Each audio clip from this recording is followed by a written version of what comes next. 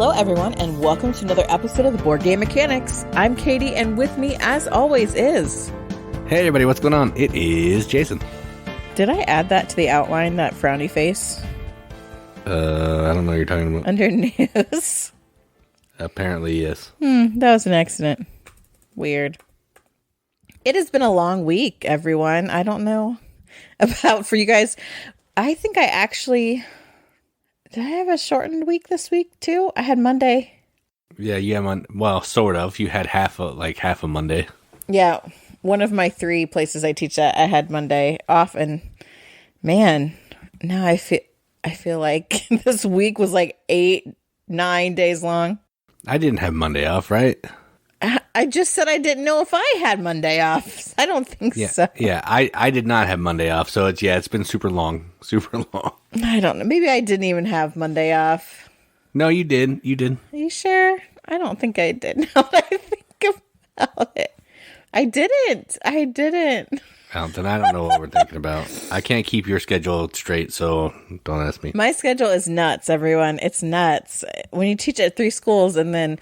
now we're coming to spring break season, and it all happens at different times for all of my different schools, plus different than my kids' schools. Hoy. I live a crazy life, my friends. So, I mean, you know what you're getting when you're listening to us, I'm pretty sure. Although, oh my goodness, our social medias have been going nuts. People are joining the Riveted on Facebook in record numbers. And by record numbers, I mean like more than one person a week in 2 weeks or 3 weeks. Yeah, I don't understand. Like, we go from having nobody looking at our page at all to all of a sudden like a flurry of activity. I don't get it. Maybe Facebook hired some of their people back. Yeah, I don't know. The algorithms got realigned, or I tossed salt over my shoulder at the right part. But we had a lot of listens to the podcast last week. It continually surprises me when people say they actually listen to the podcast. That's a surprise. But I've talked to a few people who listen to our podcast, and so I feel like those 10 people are the only people that listen to our podcast. Because in a digital world, it's like, it's disconnected in a lot of ways. Yeah, there's always a vocal few that, are the chatty ones. Yeah, but it's so great to see some new faces posting on our socials and sharing different games and ideas and thoughts, and I just think that's super great. So thanks, everybody. And also the old faithful. I'm not just about like the new people. You guys are all... Oh, I'm all about new people. Call to the future is what we are here. Yes, new is always better. That's games and people. I seriously doubt it. But no, we're thankful. If you like us and you're out there spreading the good word to other people, like, hey, you want to listen to people talk stupid? Here, and there's some board games occasionally. That's nice. That's so nice of you for recommending us to others or bringing them into the fold. Again, it just blows my mind that someone would want to listen to Jason and I talk about anything, let alone board games. It's true. You're not wrong. But since that's what we're here to do, talk about board games, let's start with some news. And, I have my correspondent in the field who sends me awesome news. And then I'm like, sure, I look at the projects on Kickstarter, I search for my own. And sometimes I follow his advice, and sometimes I just go off on my own. I think this is a little bit of both here this week. The first one I want to talk about is I just was so attracted to it because it's absolutely adorable. And I'm worried that it's not going to fund, but it's so stinking cute. And this game is called Harvest Hoppers. So it's a game about frogs where you're these, and adorable frogs. It kind of reminds me of a little, maybe slightly more anime version of this Frog and Toad books. I don't know if anyone else out there besides me has read Frog and Toad. I read them when I was a kid. If you haven't, do yourself a favor. So many great life lessons from Frog and Toad. But these little frogs have that kind of feel to them. They're so cute. They're so warm. And you get to play one of these little frogs, and you are getting on your bike, and you are delivering produce from the community farm. You go get your produce, you put them in your little bike cart, and you go and deliver them to places around your town of Green Branch.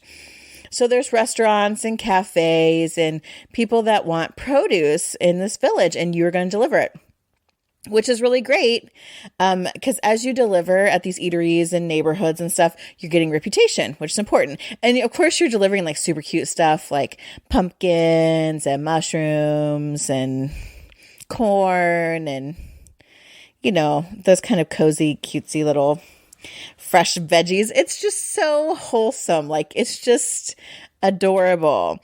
But you really are trying to, it's over 3 days. You are gathering, I'm not sure how you determine what kind of produce you gather, because, you know, I only did a pretty okay job of researching this.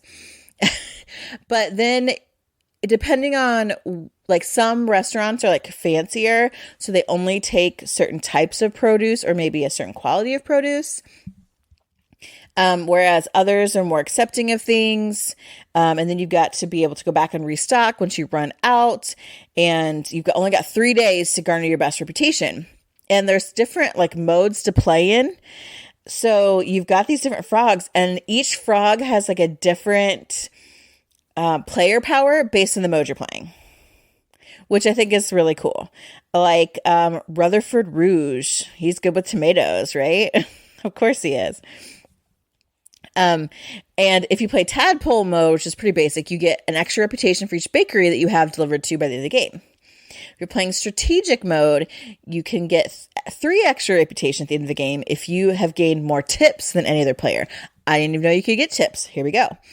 And then there's chaos mode, which Jason would hate this, but anytime you make a delivery, another player may shout out a letter. Rutherford must name 2 foods with that letter in it before making the delivery. Again, not super difficult, but, you know, just something different. And they've got like favorite recipes at the bottom. I don't know if that has to do with anything. Like Azalea Azul, her favorite recipe is Parmesan truffle fries. Me too. Azalea, me too. It's just, it looks like a cute little like pick up and deliver kind of game with this adorable artwork with this really fun theme. And it's created by Snowbright Studio, which is actually based in Cleveland, Ohio. And since we're from Ohio, you know, I like to support us Ohioans because, man, sometimes it's a hard knock life to be from Ohio. We live in like the Bermuda Triangle of like losing sports teams, and you know, not anymore. Hey, Bengals are trying so hard, man. But you know, just trying to give a little support to Ohio. So if you think cute little frog games is up your alley, if you like a little pick up and deliver, if you actually read Frog and Toad, somebody give me a shout out, please, on social media about that. Check out Harvest Hoppers by Snowbright Studio. It has 10 days left on Kickstarter by the time this podcast drops, if you're listening in real time. And the base game is $38. Yeah, it sounded cool until you talked about that yelling stuff out. We were just talking about stupid rules like that in the car. That's if you play chaos mode or whatever. You don't have to do that. Yeah, well, you can burn chaos mode to the ground because that sounds awful. Your face is chaos mode. Only sometimes. Doesn't make sense. Anyway, yeah, the artwork is super cute. I did show you the artwork, right? I think. Yeah, you did. The next one I want to talk about, and the last one I kind of want to cover today, is actually pretty much a reprint based on what I'm seeing. And it's called Ancient Terrible Things Reawakened. Now, we were introduced to Ancient Terrible Things by the fabulous fan Zero, Mike McCorney, and it is a good game. It very much is in the vein of, here we go. Here's when my brain stops working. Yahtzee? Yes, Yahtzee, which knew you were going to say that. But I really meant... Elder Sign? Yes. I was just talking the other day about how I'm so positive that COVID really gave me this like permanent brain fog where I'll just be talking and then all of a sudden I'm just standing in a field. I'm like, how'd I get here? What was I trying to say? What's the word I'm looking for? I don't know. This happens to me in class all the time. And I'm like, gosh, my students must think I'm a dingbat. And you probably do too. Oh, well. But yes, Ancient Terrible Thing is kind of like Elder Sign. It's got the Cthulhu theme, sort of, but you really are rolling dice to kind of fulfill these different basic kind of contracts. But this has a really cool look to it. And in this Reawakened version, it's basically a reprint, but they've kind of streamlined some rules. It looks like they've really updated some of the look to it. It says there's some new game mechanics. I don't see that it's completely like redefining the game. I feel like it's mostly about kind of streamlining some stuff, updating the art and graphic design, and there's some cool, like really nice looking components in it. I like the artwork anyway in the first one, and this is along the same lines, but you're basically on like this riverboat, right? I don't know. It's not like a riverboat to hell. Yeah, but you're on a riverboat and you come across these like ancient terrible things and you're trying to defeat them by rolling dice. Do you want to take over this section? No, I was just telling you. Okay, I know. Oh, sorry. I thought you were asking me, so that's why I said that. No, so you're on a riverboat in this like remote jungle because you're really like trying to, I don't know, pursue fortune, glory, or whatever. And then you're like, oh, I found this battered journal that has all these weird scribblings of ancient secrets and terrible things, and now we got to fight those things. It's actually really pretty quick. It says it plays 30 minutes per player, which I'd say it's about right. So you're basically doing your dice chucking to get these symbols to like go through, like solve encounters basically. And you're going to collect resources that way. And they're kind of placed along like this thematic looking river. And you're rolling, like you roll your dice for it. You're also using your coins and different resources that you've collected to like get gear and stuff, which is pretty cool. But then like when you fail an encounter, it brings like, it's like a doom track that kind of moves forward, which you're really kind of wanting to not happen. Now there's a print and play version for this. You can also get, it has an upgrade. You can get an upgrade pack if you already have the game, which is like some location tiles, a monkey tile, a couple like new things, new dice, some new cards. But I realized that Ancient Terrible Things without a print for a while. So you may have heard us talk about it and you're like, yeah, you know, I like dice chucking, or there are people that for some reason like Cthulhu and all that. I don't know. I'm just not into Lovecraftian, that kind of thing. But a lot of people are. And so this is like right up their alleyway. It's also, again, fairly easy to play just because a lot of people are really into dice rolling and most of them play a Yahtzee dice checker kind of game. And this has kind of like different artwork and just a little bit, enough more that you can kind of, again, pull them into the dark side of, I don't know, designer games or whatever you want to call it. So this is your chance to get your hands on this kind of game. So if you're interested in that, if you want to do an upgrade to the original Ancient Terrible Things, if you've been wanting to get that, or if you just are looking for another game that you like dice or you know that people would really play this, check out Ancient Terrible Things Reawakened. That Kickstarter has 11 days left, and to get the actual core game is $45. Yeah, I did watch Rado play through the new one, and it's mostly the same. It does some streamlining, adds a couple extra like action dice, which is interesting. Yeah. But I mean, it didn't. I thought about getting the new one, but after watching the video, you know, we have basically what the game is. It's just ours is a little clunkier, and that's fine. That's how we roll. So I think we're good. There's one thing, because y'all know I love like extra components. The deluxe version of this has a riverboat dice tower that is like super pimp. It looks awesome. That is pretty cool. It's completely unnecessary, but it looks cool. Oh yeah, and like the denim playmat and stuff, which is cool. But that dice tower is so awesome. Like, I don't know if I'd pay $90 for the deluxe, but it is really cool.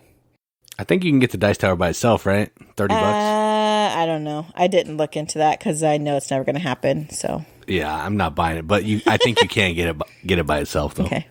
Definitely worth checking out Ancient Terrible Things Reawakened. And that is what I have for news today. All right, so let's talk about a few games that we played. And we're going to talk about 3 today. All different types of varieties, so we'll just get into it.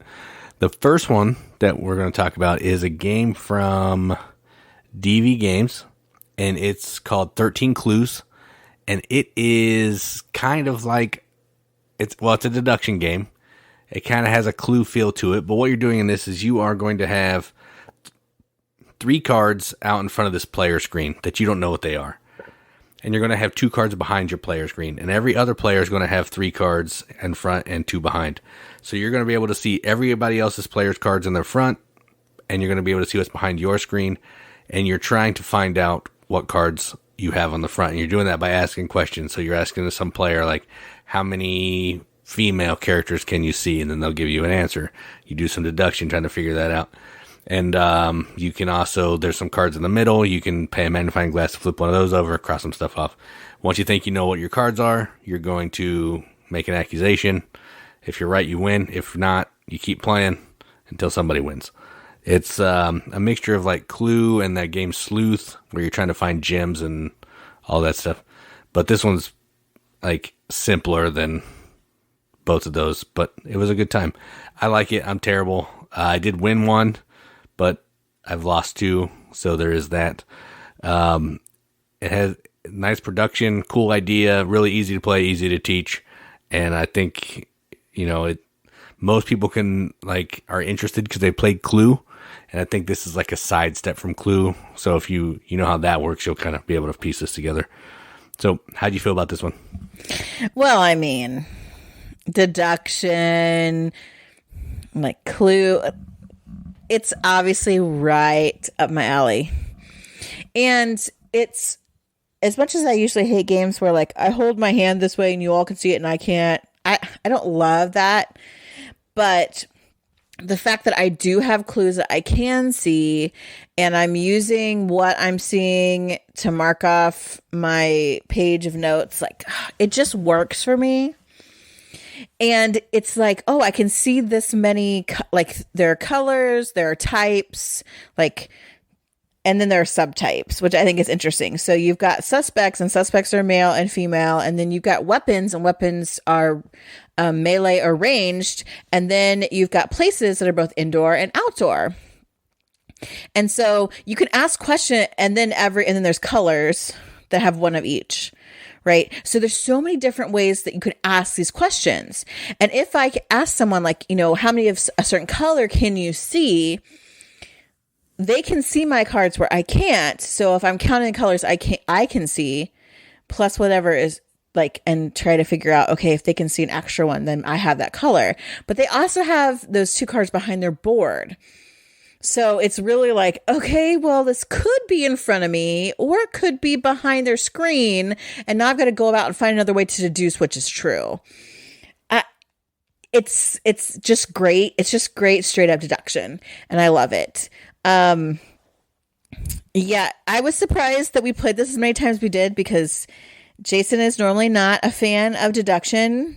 And at one point, he just out of the blues guessed and said, I have all reds. When he did not have a single red on his board. And I just stared at him like, are you kidding? Like, what? It may have been the worst guess in gaming history. It was so, like, normally I can understand, like, I guessed once and I had everything, but I had one thing wrong. That was it.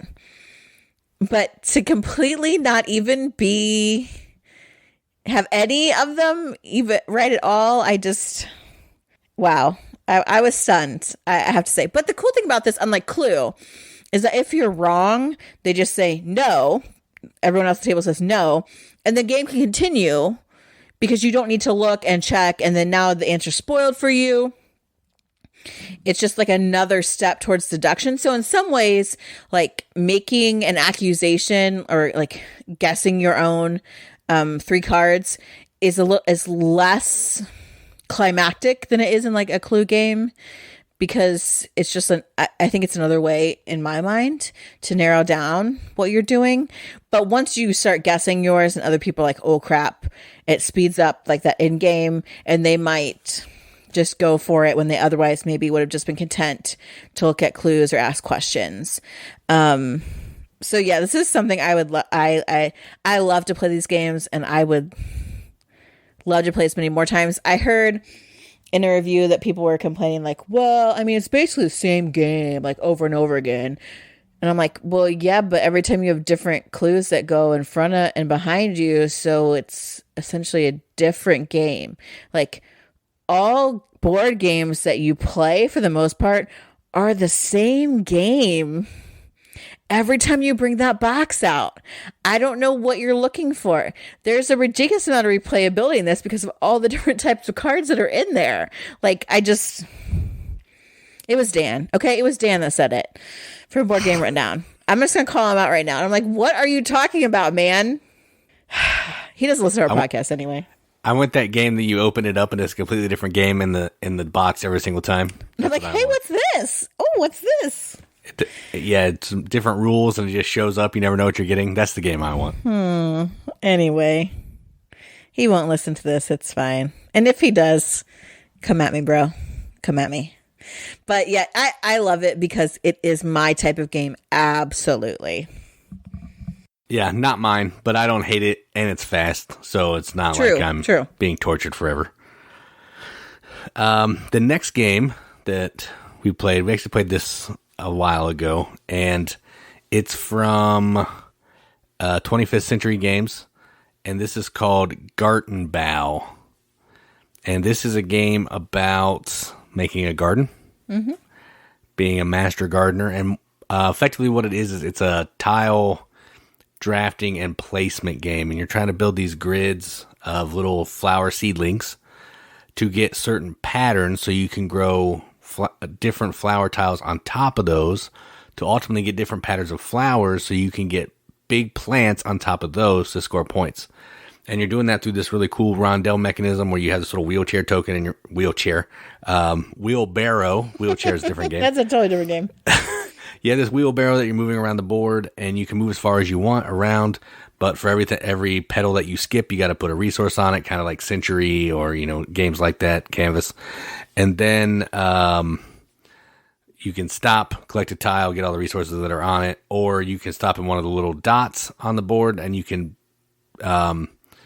build plant tiles, I guess, grow plant tiles or flower tiles. And you're trying to get the most points before a certain number of stacks of tiles run out. And that's it. It's pretty simple, really. It's a nice little tile puzzle. I didn't do very good at it. I don't necessarily love tile games, but I like the board movement around on this with the wheelbarrow. I liked trying to get combinations of flowers or seedlings so I could grow the flowers. I didn't do very well, but I like trying to do it. It's a good game. We almost picked it up at Origins one year, but we decided against it, and now we have it, and we can play whenever we want. So, good game. Probably not my favorite, but I did like it. So, how'd you feel about Gartenbau? Yeah, I was terrible at it, but I do like it a lot, and I think having played it once, now I'm like, oh, maybe this is what I should be doing. Like, it really made me, like, at first, like, oh, I'm just going to get these seedlings. I'm just going to collect this stuff. Like, no big deal. But then later you're like, oh, crap. Like there is a limit on certain types of flower, like little seedlings or whatever they're called. I don't know the different names. Seedlings are the tiles you get from the board. Oh, well then what are the flowers and then what, the big flowers? What are it's seedlings, flowers, and seedlings, flowers, and plants. Okay. Or seedlings, plants, flowers. Sorry. Okay, so eventually, like, the plants are actually limited, and they get more expensive as they're taken. I did not know that at the beginning. So I didn't really plan well for, like, how I need to strategize to get all my flowers in the board. But as we moved on, I was like, oh, I know what I'm doing. And now I'm like, oh, crap, I screwed myself up, which I don't love that you can totally mess it up. But I think maybe it depends on what kind of people you're playing with, because if everyone's kind of like that, then you're like, okay, I'll make the best of it, or it's not like a big race. But I do think in some ways there are different means to get points. And it's nice, like the flowers look cool. Yes, moving around like this flower type rondelle with your little wheelbarrow. I really like how that mechanic works. I think it's a really good game. I just think I need to play it more, and maybe I won't ever be good at it. And I think I'm okay with that because it is fun and it's really pretty. It has like this old fashioned seed catalog look to it that I think is really fun. So yeah, I think overall I really enjoyed it. Yeah, I mean, I don't even say that I'm never going to be good at it because that's just something that I'm never going to be good at, is games in general. But yeah. That's not true, because then that makes me feel terrible. Like, Jason's not good at any games, but he beat me at this game and this game and this game. I think I won this next game we're going to talk about. And, yep. So the last game we're going to talk about is along the same lines as Bad Company that we talked about last week, and Space Base and Machikoro. And this is called Valeria Card Kingdoms. And this is, I think, the first game in the Valeria universe of like 500 games. I'm not sure how it broke down, but this is probably the most popular one. And effectively what you're doing in this is you are rolling dice on your turn. You're going to have these character cards out in front of you. And if you roll the number, the cards are going to activate. So you're going to use each die individually, and then you're going to use the sum to activate all of those characters. You're going to be getting money, or gold, you're going to be getting magic, you're going to be getting attack. You may be able to score some points or trade in gold for points. And then on your turn, you're allowed to do 2 different actions, which is usually buying some kind of card. You can buy citizens, which are the cards that go in your tableau that have the dice values that give you things. We play with domains. I don't know if that's always in the game. I have no idea. But they're like special cards that give you points and may give you some kind of special ability. And then we had monsters that we could fight that are going to give you points, some kind of benefit, and maybe some additional points if you fight enough of them. And then you're going to play until a certain number of stacks are gone. I think in our game it was 8. And then you're going to add up all your points. Whoever has the most points is the winner. So it's really similar to Space Base and Bad Company and all that. Roll dice, get some production, use the stuff, get cards, score points, do all that. It's got the Miko art. We've talked about the Miko a couple weeks ago on our favorite artist. He does all the Valeria games. Looks like Miko art. So if you like that, at least be pleasing your eye. I like this game. It's probably one of the better ones of these types of games. I may still like Bad Company a little bit better because I like the theme. But this probably is a better game, really. And I do enjoy it. I played it, I think, 3 times now, and it's great every single time. So how did you feel about Valeria Card Kingdoms? Have you played this before? I don't think so. I think I played Quest for Valeria or something like that. We played Shadow Kingdoms with Chris one time with the dice where you're rolling dice and trying to complete some of the missions. No, we bought it. Quest is the one we have, yeah. Okay, that's what I'm saying. Quest. I played that one. We played another one with Chris, too. Okay, well, I don't remember that. But I thought the one we played with Chris was the same as the one we owned. Obviously. They all have Valeria in the name, and it's dumb. Okay, that's true. So let me get on that soapbox about that right now. So I was looking at Kickstarter when I was prepping for news, and there's another like Western Southern Tigress game or whatever. I don't know which direction it is. It's South. Is it Tigress. South? Yeah. And I'm like, did this one already come out? And you're like, well, I think it's the third one or something. And then they all are, and I don't want to say anything bad about Shem Phillips. Like that's not what I'm talking about. It's just obviously my brain does not work well, as you have seen already on this show. So when I'm trying to look at games and new games and games that are recommended and that people talk about on the board game groups, if there are 5 games that end in Western Tigress, then I'm confused. I'm like, which one is which? The same with raiders, bakers, candlestick makers of the kingdoms. I'm like, how can I possibly differentiate them? Like, I feel like it's I want to say I think it's a poor marketing. I agree with you. That's the same thing this Valeria thing falls into. They're at least spaced out, I think, a little bit more as far as when they're released. Maybe.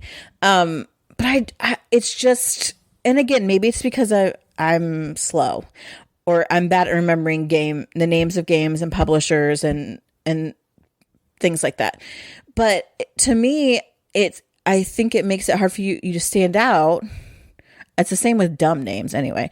But if you all have so many that they're the same, I understand like you want to draw people in because they liked the first game that had a similar name. You're like, okay, well, I'll use that as like a jumping off for this brand.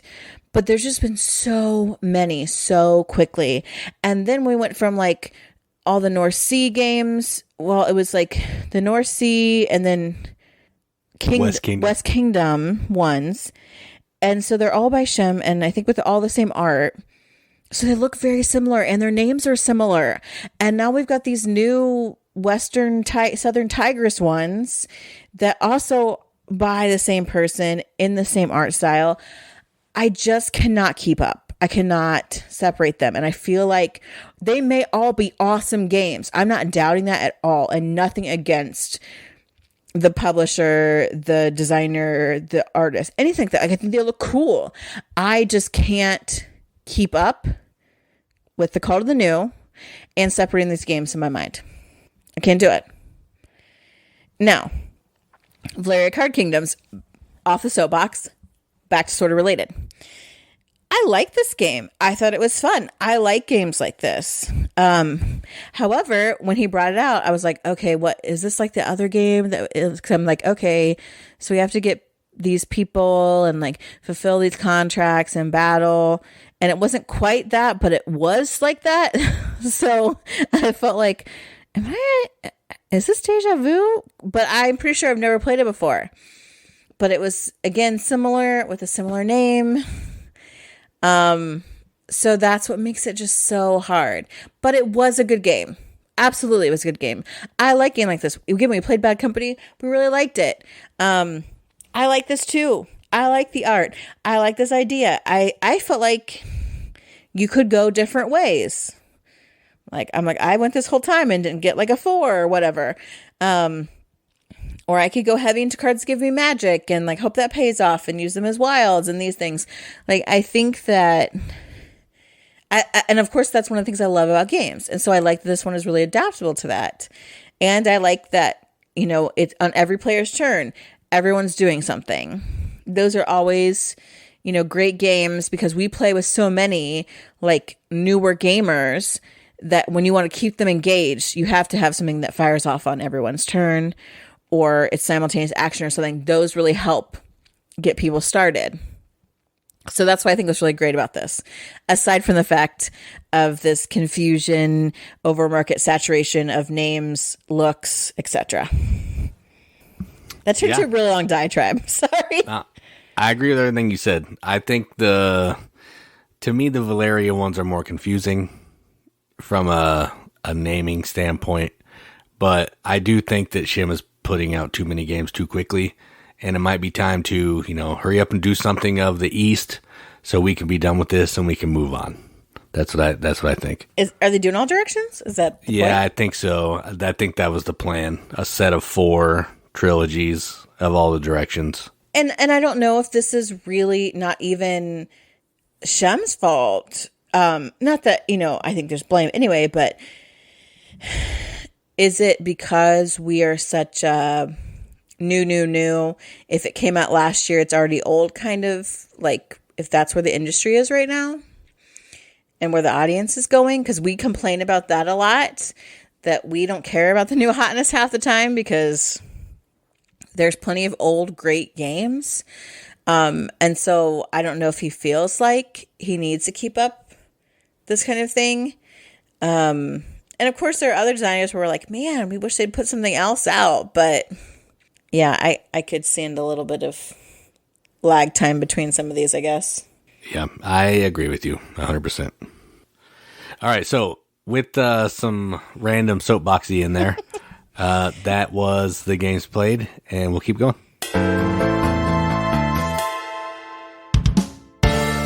All right, so last week we really teased this episode because we talked about our favorite filler games last week, and then realized we play a ton of these because, again, we play with new gamers, or we play games whenever we can. So an evening after the kids go to bed, at our church camp, at a dining room table on a Sunday afternoon, whenever a couple people have gathered, we're like, yeah, let's whip out a board game. So small filler games, like 30 minutes or less. We have a good amount of those games. And so last week we talked about some of our favorites that were not card-driven games. Now, you can get all sassy about it. That's fine. At me in the comments. But this week, we want to talk about our favorite filler card games, where the dominant play means to make the action and mechanics happen are based around cards. And we each have our top 3 favorite filler card games and some honorable mentions.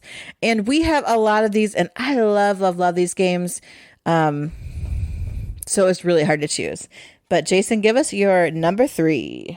All right. So speaking of new hotness, my number 3. I just thought that too. I'm like, I railed about this. And I was like, in a new game. Yeah, my number 3 is a new hotness. I don't even know how readily available this is. Someone sent me a copy. They listened to the podcast. So yeah, we have one now. But I played a bunch of it on Board Game Arena before that, and it's called Sea Salt and Paper. And this is a game from Bruno Catala and I think Theo Riviere, I think. And this is it's a little card game. It's a little tiny box, like it looks like just a regular deck of cards.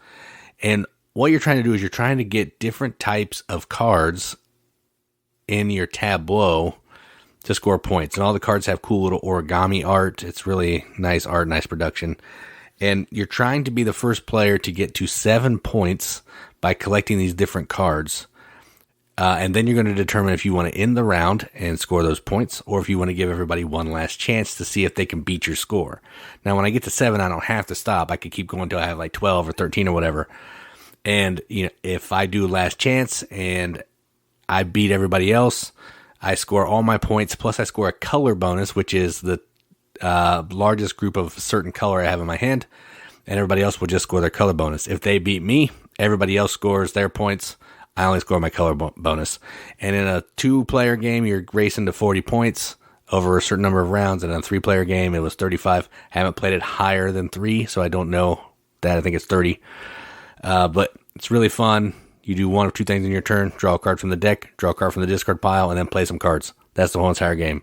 It's fast, it's fun, it looks nice on the table, and I really like it. So my number 3, Sea Salt and Paper. I wasn't here when you played this, but it's super cute. Like, I went and looked through all the cards. I love that it's just these origami, like, crabs and people and mermaids. It's so cute, and I really, really want to play this one. My number 3, I actually stumbled across, and I think people have mentioned this to me, and there's also like a fantasy themed version that I think I would like as well, because I love kind of a bigger built out version of this game that's Red Rising, and that is Marvel Remix. So Marvel Remix is just the cards, and in Marvel Remix, you are working with a hand of cards, and you're trying to make that hand the best hand possible. And it's because each card has certain requirements that are going to score points. And so you're trying to have other cards in your hand that will fire off with that card's requirements to build those points. So you're drawing cards from the center tableau and putting them in your hand and trading them out. There's heroes and villains in there. I love whatever that mechanic is called, and I've brought it up many times, where you've got like this criteria to score points, and then if you can like make cards fire off multiple cards, like that is like just like mega bonus engine building kind of thing, scoring building kind of thing that I really love. And it's like this cool brain burning puzzle but you're doing it with cards, and with a Marvel theme, which is cool. I mean, I think I would like any kind of theme on this, because Red Rising is the theme of these novels that I've never read. But I love that challenge of trying to get just the right card that's going to have synergy with the other cards in your hand to score you the most points. I actually don't own this, and I would like this, or I think Fantasy Realms. Is that right? Is that the... Yeah, Fantasy Realms is the original one, yeah. I would probably like that one too. But again, it goes really quick, which is why Jason doesn't like it. But I think you could play multiple rounds of it also very quickly, and then kind of tally up those total scores. So that way, if you have a bad hand, it's, just doesn't lose it completely for you, that you have other options to kind of come back and balance out scores. And it kind of omits some of the luckness to it. Or you play Red Rising, where you have other things that can kind of balance that out as well. But I really like this card game. So that's why it's my number 3, Marvel Remix. Yeah, it's just too fast. It doesn't give me enough time to do stuff. That's my only issue. I enjoy playing it. It's just I would rather play something else. All right, so my number 2 is actually a little push your luck game, and it is titled Push. Aptly named. Mm-hmm. And this is a game where you are trying to collect as many cards as you can to score points. So on your turn, there's a deck of cards and there's a die. On your turn, you're either going to flip cards from the deck, trying to get 3 different columns out so you can get some cards, or you're going to bank some cards that you have in your display. There'll be points at the end of the game, and they'll be safe from busting. So if I want to flip cards, I'll take a card and I'll flip it. I can put it in any of the 3 columns as long as it doesn't match a number already there or a color that's already there. So that's where the push your luck comes into play. As you start getting more stuff, it's going to be harder to get those cards out. And then if I stop, I collect a row of cards, and then the players either to my right or to my left will each get one. They'll go around till all the piles are gone. If I bust, I discard a pile. Other players get a card, and I have to roll a die. The dice has all 5, I think, colors, and then a black side or a star.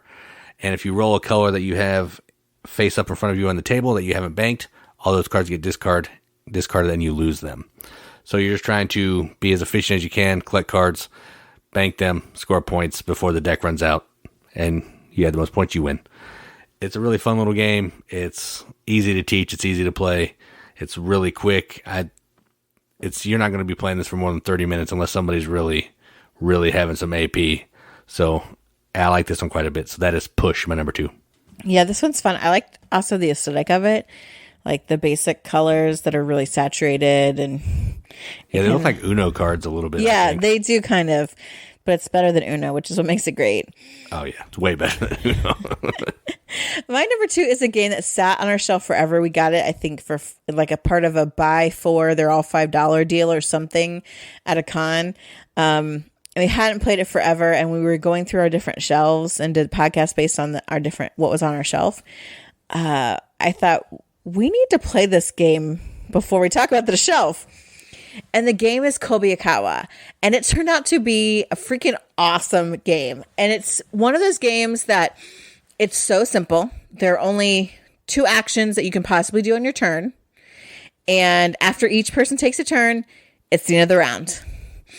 So there are cards in this from 1 to 15. And the theme is that you are a samurai clan and you're going to fight. And the strength of your fight is the card that you have. But what's interesting is there is a Kobayakawa clan that will jump to the aid of the underdog. Like they will help the weak. So you, on your turn, you either take a card from the middle and look at it and choose which one to keep in your hand. Because again, you want to have the highest card for the fight. Or, without looking, you take a card off the deck and cover up the card that is representing the Kobayakawa, which is the amount that will be added to the player with the lowest card during the fight. So it changes, and you may think, oh, I go first. I've got a 1 in my hand. I'm going to draw a card. Ooh, I drew a 10. But no, the Kobayakawa card out there is a 14. I could probably win with that. So I'm going to discard my 10. And you're like, yeah, I got this. I'm going to have 15. The next person could go and be like, Wow, that 14, that's really high for Kobayakawa. And I've got a good card in my hand. I've got like a 12. I'm going to change to Kobayakawa. And you're like, what? What? I mean, so then after everyone has chosen either to change the Kobayakawa card or draw a card and choose one to keep and one to discard. And again, you're discarding face up, so that's knowledge. And there's only one card of each number, 1 to 15. So you can kind of see what's out there. You decide you have these coins and you have to put one out as a bet to jump into this fight. And then some people don't join the fight. Like, I could have a 5, and if the person that had the 1 decides to join the fight, I could have the lowest number in the fight and get the Kobayakawa strength added to mine. Like, it's just a really cool push your luck, betting on the odds, super simple game. That's just really, really fun. I really love this one. This is a great one to take anywhere and introduce to people because it's super easy. So my number 2 is Kobayakawa. Yeah, this is like the definition of a little filler card game for sure. It's real good. Real good. Real good. All right, so my number 1 should be no surprise. I was raging about this game pretty hard for a while, and that is Scout. This is a card game that was all the rage this year.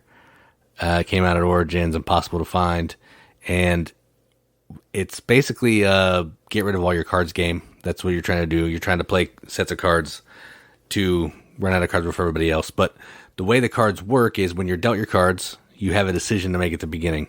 You either play your cards in your hand one way, or they have numbers on the other side. You can flip them, and you can use that side. You can't rearrange your cards. You have to play them in the order. So you're trying to have the best starting hand that you can so you can play runs and sets of cards to be able to beat other players' cards. That's it. It's just like if Katie plays 2 2s, I need to play 3 2s or 2 3s or a run of 3. I have to play more cards or a stronger set than what she played. That's the gist of the game.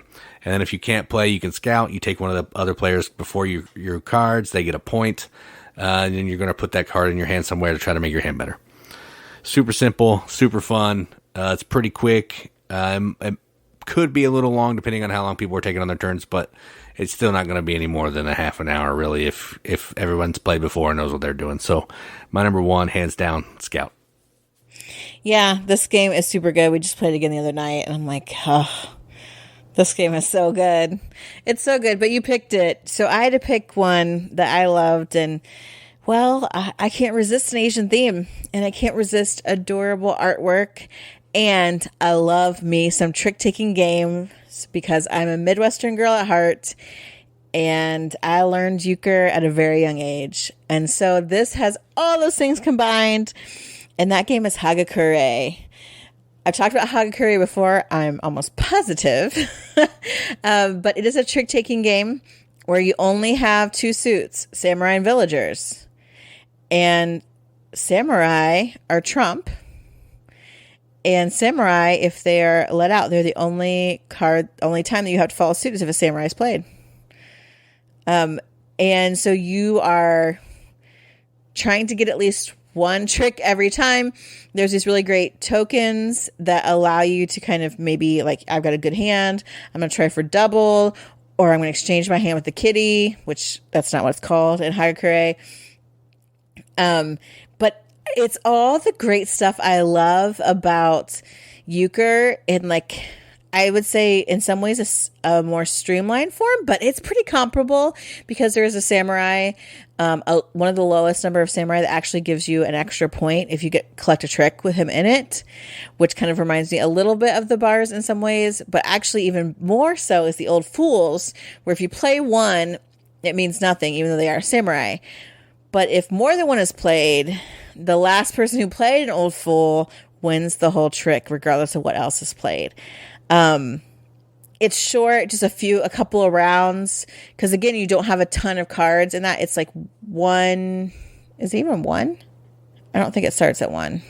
It's like 5 to 26 or something. I think it has all the numbers. Does it have 1 to 26? Yeah, because the old fools are what, 0? Yeah, they're 0. Yeah, well, depending on the number of players, it has all the numbers. Otherwise, you might have to take some out. But the artwork is so adorable. Like, some of these villagers are so stinking cute, and the samurai are super cool. Like, the box is beautiful. Oh my gosh! And then it's like euchre, but just in a little slightly different, and that makes it so easy to teach. That makes it feel so familiar and yet different at the same time, and it's super quick. I love it. I love it. I love it. My number 1, Hagakure. Yeah, this is a good one. This list could have been all trick-taking games, honestly. Oh my gosh, sure. There's so many of those, but that would get boring, so we switched it up a little bit. Go with the honorable mentions. All right, so we do have some honorable mentions. I'm going to talk about some. Katie will talk about some, and then we'll let you be on your way. So the first one I want to talk about is Ohanami. I think we've talked about this multiple times on the channel. Katie loves it. I do. It's a little game where you're trying to make these different, like, fountains or something. Gardens by playing columns of cards. And you're allowed to play a card that's lower or higher than what you have there, but you can never go between 2 cards. So you're trying to draft cards to make it so you can get certain colors and certain numbers of cards to score a pile of points. You're playing over 3 rounds. Each round's different color scored different times. It's really fun. It's real fast. I just don't like it as much as Katie does. Dark Tales. I do like this one a lot. We have everything for this. This is a draw a card, play a card game where you are playing in the world of, like, fairy tales, and you're trying to basically play cards to score points. Each of the cards will work off of other cards. Some of the cards may build a tableau. Some of the cards may steal other cards from people. Some of the cards may steal people's points, all that kind of thing. But it feels very classic card game with a cool theme and just showers points on you, and I love that. It's like if Feld made a card game, it would be Dark Tales. The Crew, this is almost on my list. Cooperative trick-taking game. Again, trick-taking. You are trying to complete these different missions in outer space, but who cares? You're really just trying to cooperatively work together to try to collect certain cards to win the mission. And Jaipur, 2-player little game where you are collecting different sets of cards to turn them in to score points, and you're trying to be more efficient than your opponent to end the game with the highest score over, I think, 2 rounds or something like that. We haven't played it for a minute, so I don't really remember, but it's real quick, and it is a card game, so made the list.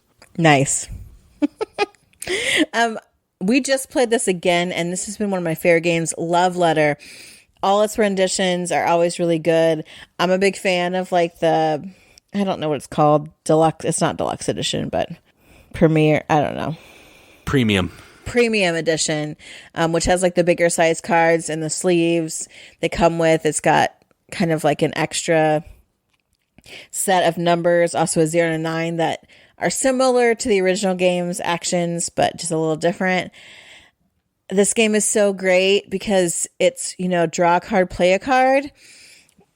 But the choices that you have to make, I think, can sometimes be tough, but it's super easy to teach. I used to carry around, like, the original version in the little, like, fuzzy pouch in my purse all the time, because this one is simple to play, like, while you're waiting at, like, a restaurant for food or for food or something like that, or really anytime you're just kind of waiting somewhere. You don't need a big table presence for this. And it is just real quick. I love that. Seven Wonders Duel, 2-player only game.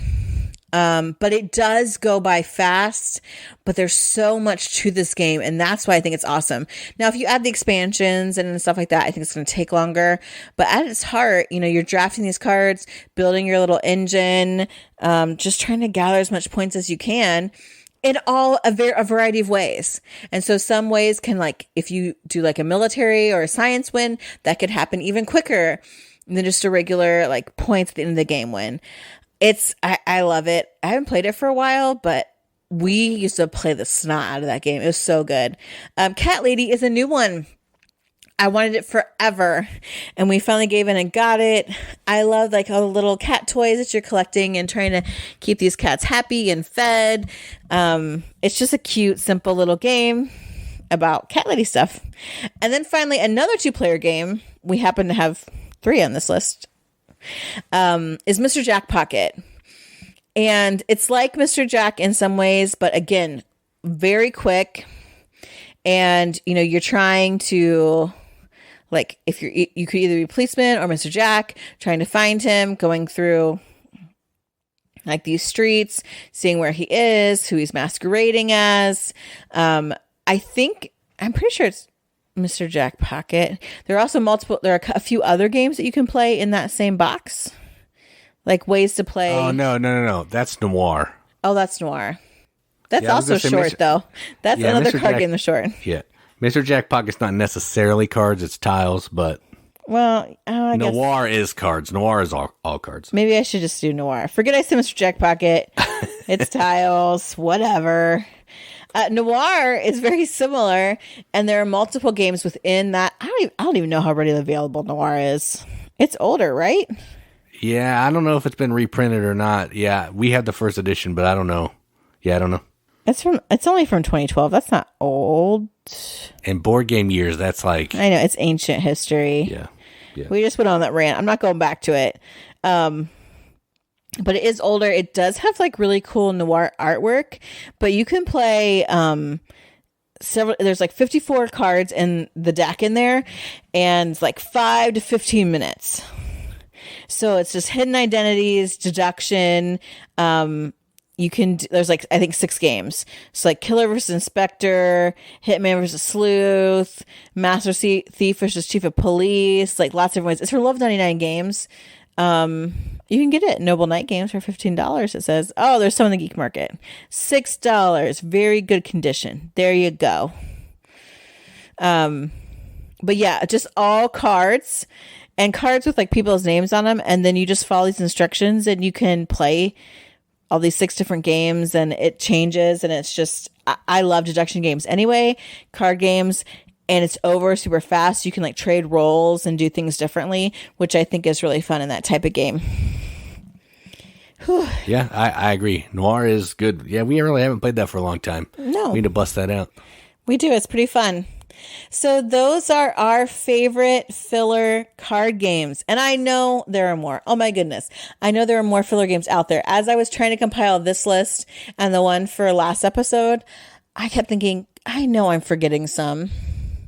I know I've played more than this. Oh, I know that there's some good ones. Because every time I play it, I'm like, oh, this is so quick. This is so good.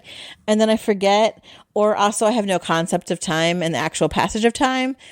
So I'm like, oh, that game might have taken a while, but maybe it didn't. And we just played it 3 different times. And I forgot that it was like really short each time. So if you know of some filler games, please, please, please let us know on any of our socials. Facebook, #TheRiveted, the best group out there on Facebook for board games, in my opinion. Not that my opinion counts for much. On Instagram, on Twitter, and of course on the YouTube. We get lots of great feedback from YouTube. Also, we talked about a couple deduction games this week. So if you're interested in deduction games, I'm going to give a little spoiler.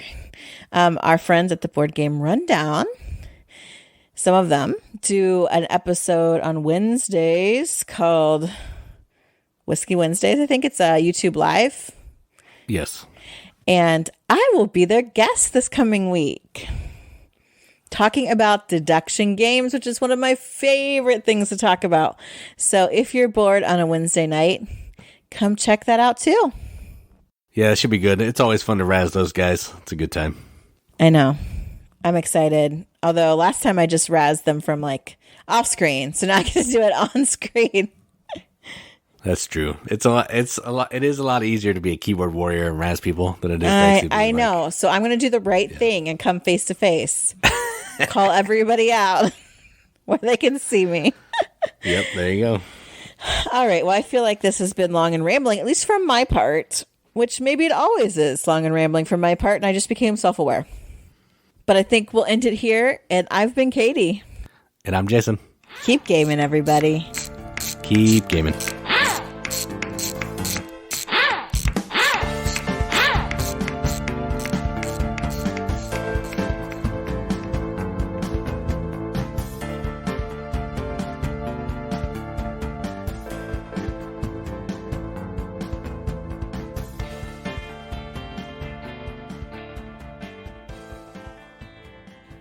I feel like my voice is starting to change into my night voice. So I know we need to wrap it up when I get my smoky voice on.